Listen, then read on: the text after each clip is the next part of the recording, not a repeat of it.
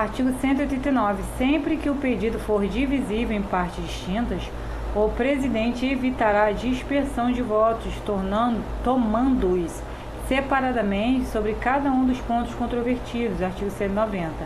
Proferidos os votos, o presidente do órgão julgador anunciará o resultado do julgamento. Parágrafo 1º. As decisões serão tomadas pelo voto da maioria simples dos desembargadores presentes que devam participar do julgamento, excetuados os casos em que se exige o voto da maioria qualificada ou da maioria absoluta. Parágrafo 2º. O desembargador que proferir o primeiro voto vencedor em questão diversa da principal e não for designado para lavrar o acordo, deverá declarar seu voto. Parágrafo 3º.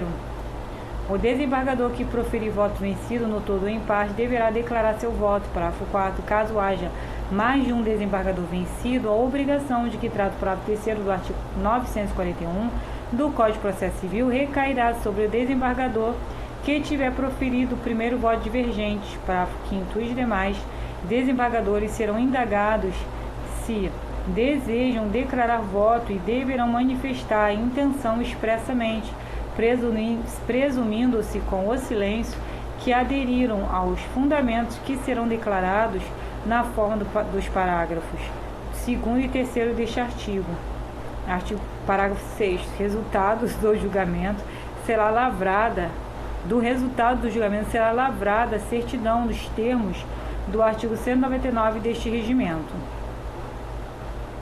Artigo 191. Nas câmaras participarão do julgamento o relator e os 2 desembargadores que lhe sucederem na ordem decrescente de antiguidade. Parágrafo 1º.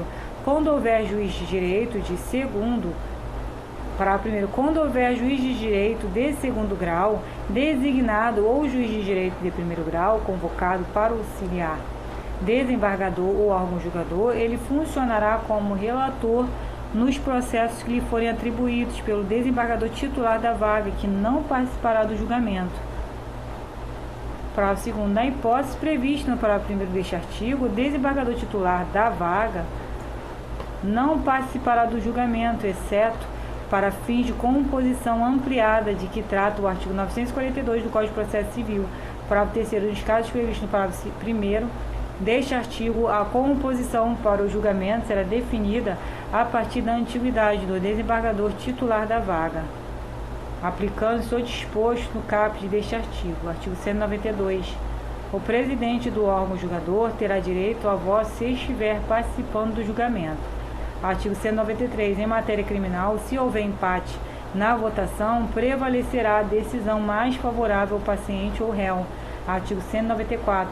Em matéria civil, se houver empate na votação, prevalecerá a decisão ou o ato impugnado. Artigo 195. O julgamento, uma vez iniciado, será concluído na mesma sessão, ainda que excedida a hora de encerramento do expediente forense, salvo se deliberado de maneira diversa pelos membros do órgão julgador.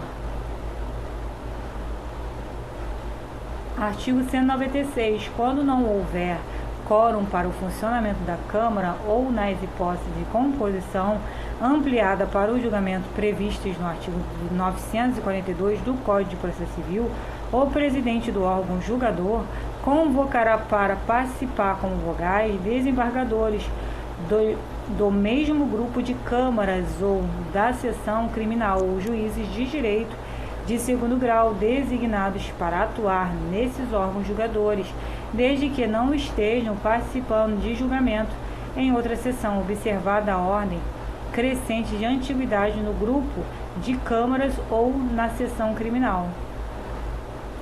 Parágrafo 1º.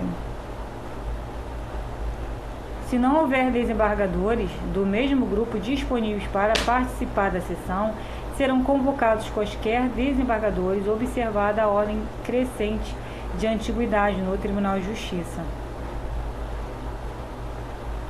Parágrafo 2º. Sendo possível, o julgamento poderá prosseguir na mesma sessão, desde que presentes os advogados, os defensores públicos e os procuradores das partes. Não havendo essa possibilidade, o julgamento deverá ser obrigatoriamente retomado em até 45 dias.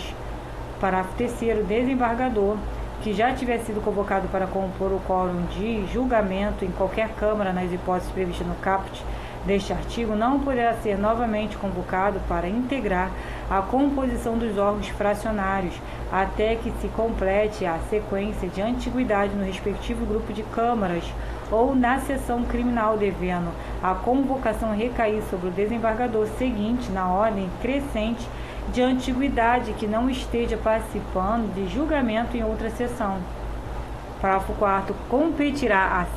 Competirá à Secretaria do Grupo de Câmaras ou da Seção Criminal, a partir de comunicação realizada pelas respectivas secretarias das câmaras, manter relação atualizada dos desembargadores sobre os quais poderão recair as convocações. Parágrafo 5º. No edital de julgamento dos processos que necessitem de colegialidade ampliada, nos termos do artigo 942 do Código de Processo Civil, deverá constar os nomes dos desembargadores convocados para compor o julgamento. Parágrafo 6º.